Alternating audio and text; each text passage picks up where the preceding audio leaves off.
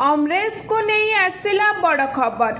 Jail गले अमरेश जेना। झाड़पड़ा jail गले गिरफ corporator Amresh जेना। नाबालिका दुष्कर्म मामला रे आज बालेश्वर नीलगिरी अमरेश को गिरफ करितला कमिशनरेट पुलिस।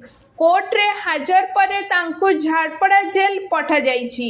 जामिन नामंजूर हेबारु कोर्ट चालाण परे जेल गले अमरेश। जेल जीवा बेले गणमाध्यम आगरे निजर प्रतिक्रिया रखिले अमरेश। अर्चना नाग फसई देइथिबारु कहिले अमरेश जेना। अर्चना नाग को पचारिले से सबु सत कहि परिबे बोली मध्य कहिसंती। अन्यपटरे अमरेश का पत्नी गणमाध्यम आगरे निजर बयान रखी कहिसंती जे तांको स्वामी को फसई दिया जाइछि। किछि राजनैतिक व्यक्ति तांको फसई थिबार से कहिसंती। गत शनिवार दिन तांकर 5 जन सहयोगी को गिरफ करी कोर्ट चालाण करिथिला कमिशनरेट पुलिस। तेबे गिरफ हेबार किछि समय परे तांका विरुद्धरे बड़ कार्यानुष्ठान नैछंती बीजेडी दलर सुप्रीमो नवीन पटनायक।